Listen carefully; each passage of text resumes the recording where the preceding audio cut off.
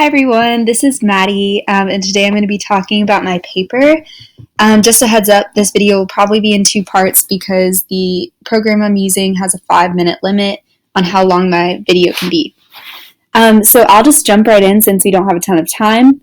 In my paper, I'm going to be talking about the dual meaning of the word vision in the Satanic Verses, specifically as it applies to Gabriel.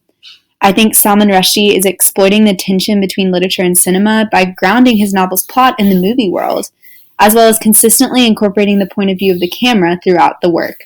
However, at the same time, I'm arguing that Gabriel experiences visions that make up much of the book and ultimately have more truth than the camera is able to portray. So I'm really grounding my research in this quote from Rushdie himself. It says, "If the Satanic Verses is anything, it's the migrant's view of the world. It is written from the very experience of uprooting, disjuncture, and metamorphosis. That is the migrant condition, and from which, I believe, can be derived a metaphor for all humanity." So basically, I'm using this quote to ground my research by extending it and asking the question, okay, so how do Gabriel's visions differ from physical vision, as Rushdie writes about it in his novel, and what does that have to do with migrant identity itself? So in the larger body of criticism, there's a ton of disagreement on the role of Rushdie's cinematic style and Gabriel's vision, and I don't have time to get into all of them right now, but they're on the slide. But one thing that stood out to me from analyzing all of these different articles was that the two issues are often separated, actually always separated. I think that each scholar that I looked at talked about either one or the other, either cinema or the dreamscape in the novel. But I'm arguing that it's important to analyze the two modes of vision together in order to truly understand what Rushdie is asserting about migrant identity.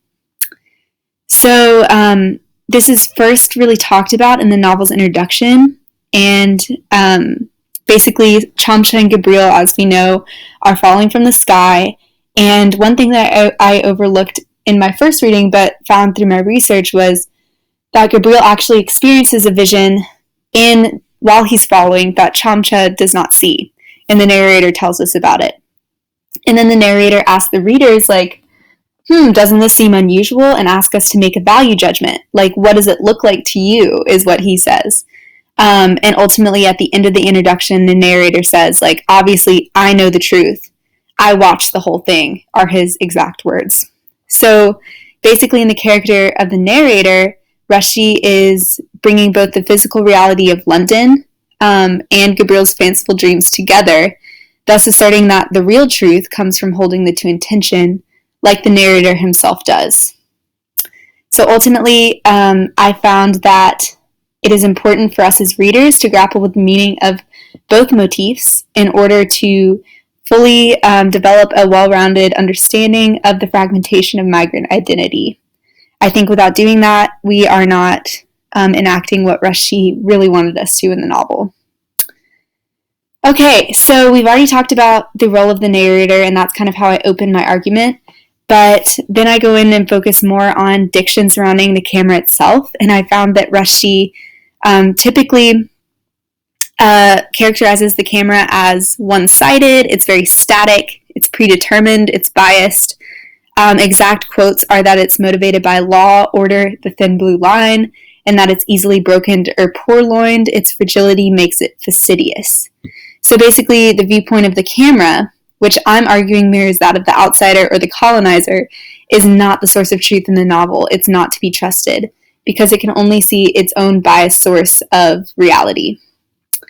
Meanwhile, Dreams, Gabriel's dreamscape, draws from myths, religious stories, his own life, and his future, which creates a multifaceted environment that's actually much closer to the actual reality in the novel of the migrant. So Gabriel is described himself as a camera, but instead of being static, like the disembodied camera in the novel, the POV is always on the move, Rushdie says.